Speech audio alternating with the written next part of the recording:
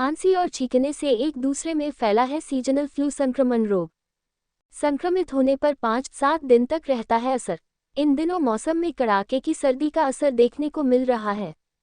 ज्यादातर बच्चे और बुजुर्ग इस तरह के रोग से होते हैं। मौसमी बीमारियां तेजी से फैलते हैं। इनमें से एक है रेस्पिरेटरी संक्रमण इन्फ्लुएंजा। सर्दी का मौसम शुरू होते ही ठंड बढ़ते ही इन्फ्लुएंजा ने दस्तक दी। फ्लू संक्रमण एक सीजनल रोग खांसी और सीखने के माध्यम से एक व्यक्ति से दूसरे व्यक्ति में फैल जाता है। एक बार संक्रमित होने के बाद 5 से 7 दिन तक रहती है। ये किसी भी उम्र में या किसी भी स्थिति में हो सकता है। हालांकि इसकी मृत्यु दर कम है, लेकिन यह एक दूसरे से बड़ी संख्या में फैल सकती है।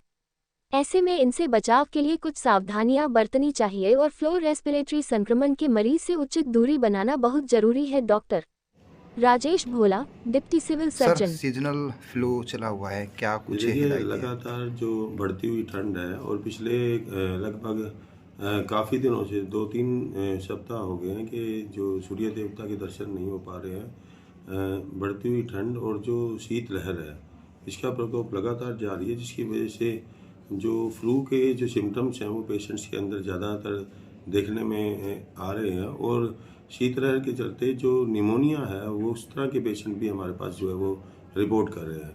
पुराने पेशेंट हैं जो अस्थमा के हैं, उनके अंदर एक्यूट अस्थमा प्रेसिपिटेट हो जाता है, जिसकी वजह से उनको एमरजेंसी सिचुएशन से का सामना करना पड़ता है। और हम लोग इनको ऐसे पेशेंट्स को जो है वो एडमिशन करते हैं, दाखिल करते हैं। उसके उपरांत ही ऐसे मरीजों का जो है वो उपचार संभव हो पाता है। अगर हम बात करें फ्लू लाइक सिम्टम्स में, तो उसके अंदर जो ज़्यादातर पेशेंट्स हैं वो खांसी, जुकाम और बुखार के साथ हम लोगों के पास पहुंच रहे हैं। और जो टोटल ओपीडी हमारे पास है उसमें से अधिकतर मरीज जो हैं वो केवल फ्लू और निमोनिया जैसे सिम्टम्स के ही हैं। इसके अलावा बुखार के साथ बाकी पेशेंट जो है वो हमारे पास जो है यहाँ ओपीडी के अंदर पहुँच रहे हैं। ओपीडी में सर क्या कुछ बदलाव आया? ओपीडी बढ़ रही है या कुछ इससे? देखिए टोटल ओपीडी जो है हमारी वो लगभग 1000 के करीब की जो पेशेंट्स हैं हमारे पास रिपोर्ट करते हैं।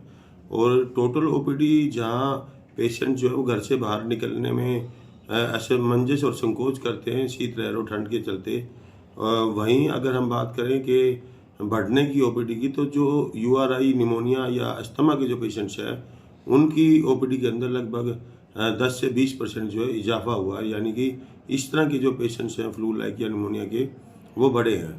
और स्वास्थ्य विभाग की तरफ से इस तरह की हिदायतें भी समय समय पर हम लोग जो है वो जारी करते रहते हैं कि बहुत अधिक ठंड है, छोटे बच्चे व बड़े बूढ़ों का विशेष ध्यान रखा जाए, घर से बाहर ना निकलें। और यदि बहुत ज़रूरी है घर से बाहर निकलना तो अपने आप को पूरी तरह से गर्म वस्त्रों से ढक करके निकलें। मोजे और कैप का इस्तेमाल किया जाना चाहिए।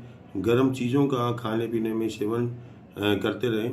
रात को सोने से पहले जो स्टीम और भाप लें। और पानी भी जहाँ तक हो सके वो थोड़ा सा गर्म करके अगर निवाया करके हम लोग सेवन करें तो वो स्वास्थ्य के लिए लाभकारी हो। सुनने में ऐसा आ रहा है सर, खांसने से, छींकने से, एक दूसरे के संपर्क में आने से ये जो है संक्रमण फैल रहा है। देखिए फ्लू जो है वो इसमें कुछ चीज़ें जो है वो खांसी की भी ऐसी होती हैं, कुछ इन्फेक्शन जो एक दूसरे से स्प्रेड कर जाते हैं। लेकिन सिंपल ड्राई जो कफ है वो इंडिविजुअल तक ही सीमित रहती है, जो पेशेंट होता है उसी तक ही। और जो जुकाम में, जिसमें फ्लू में जुकाम हो जाता है, वो जुकाम जो है वो एक दूसरे से फ्लू लाइक सिम्टम वो स्प्रेड होने के चांसेस ज़्यादा होते हैं। यानी कि खांसने और छींकने से वो एनवायरनमेंट में जो है आसपास के एरिए में रह जाते हैं और दूसरे व्यक्ति जो उसके संपर्क में आते हैं उस व्यक्ति को भी ये फ्लू लाइक सिम्टम्स हो सकते हैं। तो अपना दूरी बना करके रखें। और जिस पेशेंट को इस तरह की दिक्कत हो वो अपना रुमाल या हैंकी का इस्तेमाल करें या मास्क लगा करके मुंह को ढक कर के रखें। और जगह जगह पर जो है वो स्पिट ना किया जाए, थूका ना जाए। और छींक आए तो उसको रुमाल से या मास्क से कवर किया जाना चाहिए। Thank you sir.